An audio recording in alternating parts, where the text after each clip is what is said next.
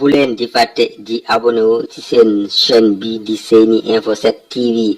fii ci Louga sunu bureau bii ñu ubbi tey ubbiwaat sax laay wax ndax bureau bi dafa mus a nekk fii waaye dafa tëjoon ay at a ngi nii bureau bi kenn mënu fi dugg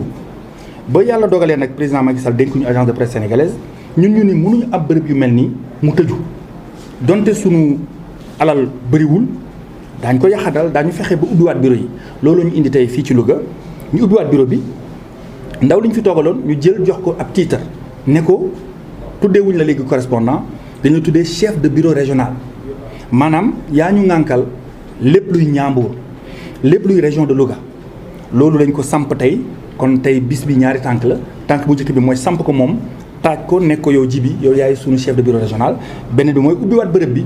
xamal waa Louga ni bu ngeen amee lu ngeen di jooytu ci wàllu xibaar ngeen jàpp ni agence de presse sénégalaise war na ko jottali bu ngeen amee lu ngeen bëgg a siiwal jàpp ni agence de presse sénégalaise war na cee mën a taxaw bërëb bi ngeen koy fekk mu ngeen a le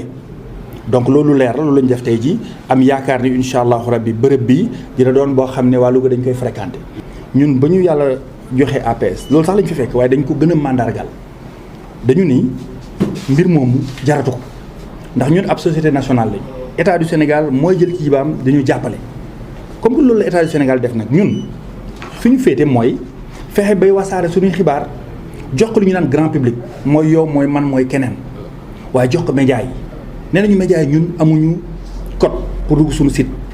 ñëwal nga jël xibaar bi li ngay laaj rek mooy boo ko jëlee firndeel ni APS la ndax amul luñ ciy ragal APS du kër goo xam ni mus ngeen dégg Sénégal ñu ne journaliste bi yóbbu nañ ko à la barre musoo dégg ñu ni agence de presse sénégalaise diffamé na xibaar bu ñu teg dafa wóor xool leen histoire am 1959 lañ ko samp 1959 ak léegi amul kenn kuñ ci yóbbu tribunal loolu nag lu jar a fëgg dënn la kon loolu tax na ba ñun ñu am sañ-sañ ubbi lépp.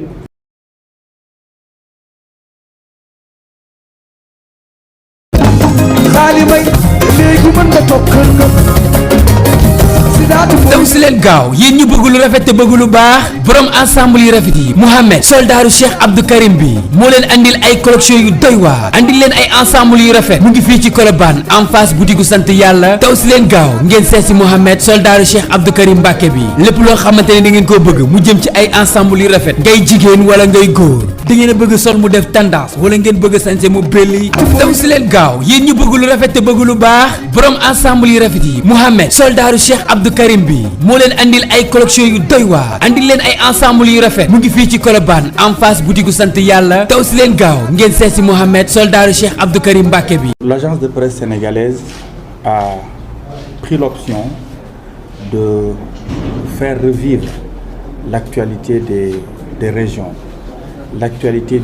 du Sénégal des profondeurs. Pour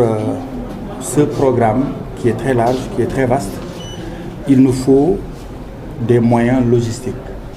Il faut que nos équipes soient dans de bonnes conditions de travail. Et pour cela, il faut effectivement des bureaux. C'est pour cela aussi qu'on a engagé ce chantier de réhabiliter et de réouvrir nos bureaux qui étaient fermés depuis quelques années pour ça. Pour le bureau de Louga, il y a quelques mois, il était inaccessible. Le bureau était complètement délabré. Et la direction générale a décidé de le réhabiliter, de le rendre fonctionnel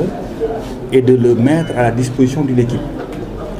Il y a quelques semaines, celui qui représentait ici l'APS avait le titre de correspondant. Aujourd'hui, il a été officiellement installé comme chef du bureau régional.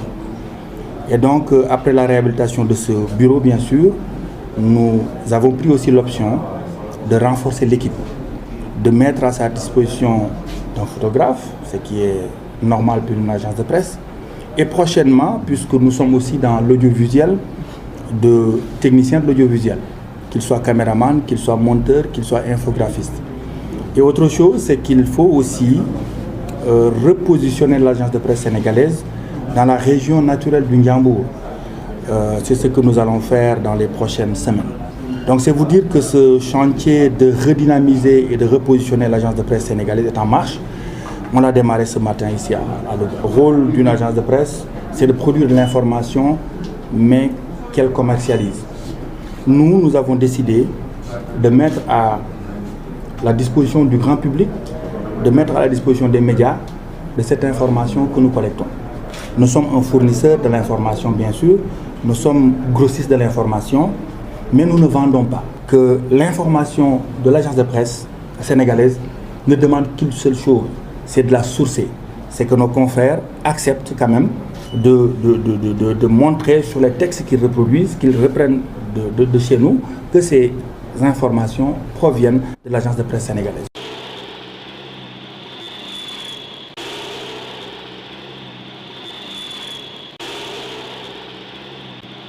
bu leen di fàtte di abonné wu ci seen chaîne bi di Seni Info 7 TV